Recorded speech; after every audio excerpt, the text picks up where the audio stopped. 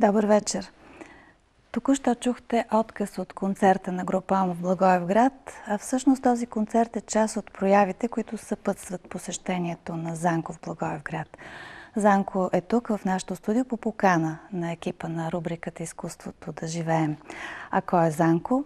Роден е 54-та година в София и семейната среда, в която е отраснал, му дава възможност да обиколи целия свят, да се срещне, да научи различни учения, течения, които да го накарат да избере своя път в живота, да избере ценностите в този живот и не само да ги прилага в собствения си път, но и да ги споделя с другите.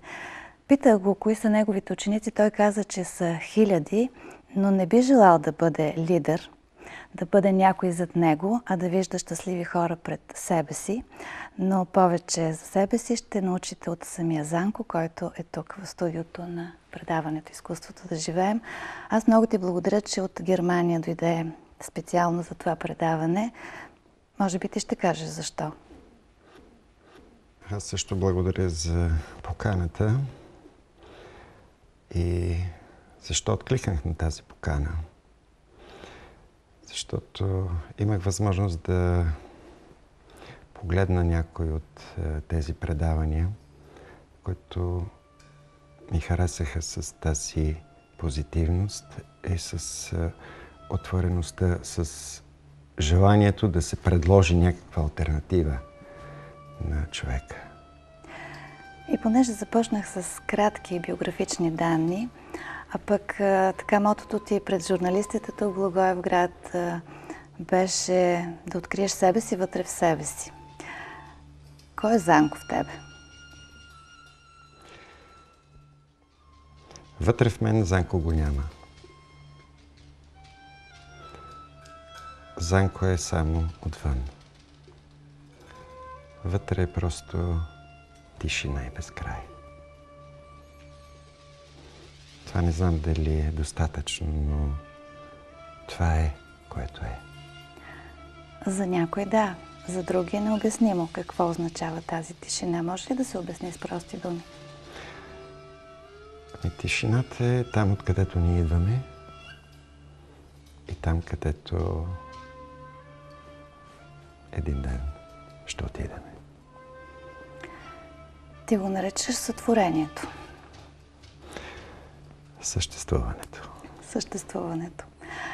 Аз казах няколко думи за твоето семейство, но като че ли във всичките биографични данни голяма роля играе твоята прабаба, която всъщност те нарича Занко и ти сменяш всъщност името, с което си роден. Зани Занев. Вече си Занко, защото баба ти е казвала така, ти си харесал това име и тя ти го узаконила по някакъв начин.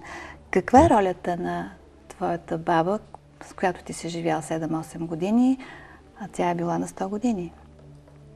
Какво ти даде тя? Тя беше за мен една отворена врата. Една отворена врата за безкрайността, в която ние живееме, в която ние сме, в която ние винаги сме били и винаги ще бъдем. Тази безкрайна ширина. Ти каза, че тя е била просветлен човек. Откъде идва това просветление в нея и как стига до теб? Какво значи просветлен?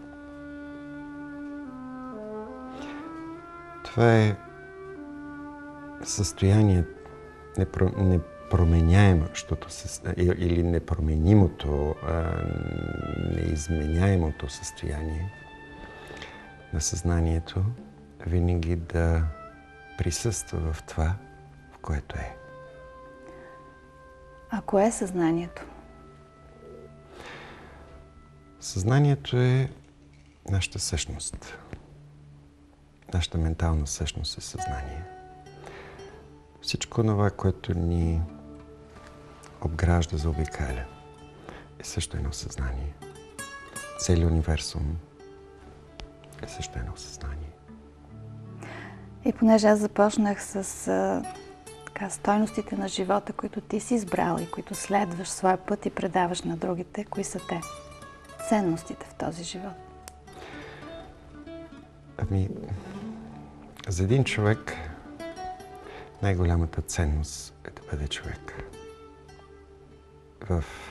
Независимо в каква ситуация, в какъв момент или в какъв етап от живота си ще се намира, той никога не трябва да забравя, че е човек и човешкото в него трябва да бъде първият приоритет, който той трябва да следва. Още научих, че ти си свободен човек и че свободата е тази, която провокира всичките ти действия в твоя живот до сега. Тази свобода по някакъв начин те е направила непримирим в ситуациите, в които си попадал до сега в живота и те е карал да се бориш срещу това, което не ти харесва. И до ден днешен се бориш, но какво означава да си свободен за теб? Всъщност, ще започна от края на въпроса. Аз не се боря против, аз се боря за. За какво? За свободата. За свободата във всеки човек, която по рождение му е дадена. И просто в последствие се забравя. Защо се забравя? Защото тази свобода е неосъзната. И човек започва да създава навици на несвобода. И това е основната конфронтация, в която той влиза в продължение на целия си живот.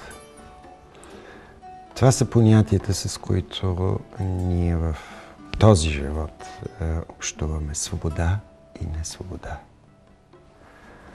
И тази изначалната свобода е най-ценното, което имаме. Трябва просто да го осъзнаем. С това, че ти си осъзнал какво постигна в своя живот? В своя живот какво може да постигне човек в един живот? За какво му се дава на човек живота? Той е просто един подарък от съществуването, да можеш да реализираш собственото си развитие. Това е за което ние сме тук. Понеже много хора те следват, а пък ти не искаш да те следват, как става така, че идват при теб и продължават да те търсят? С какво ги привличаш? Това трябва тях да ги питате. Аз съм ги питала и след малко ще пусна отговорът, но какво е твоето усещане? Защо се връщат? Какво очакват от теб? Какво искат да им дадеш? Аз нямам нищо, което мога да предложа и да е чак толкова ценно. Това, което те намират при мен е показалеца, с който им показва къде е луната. А те до там трябва да се местят.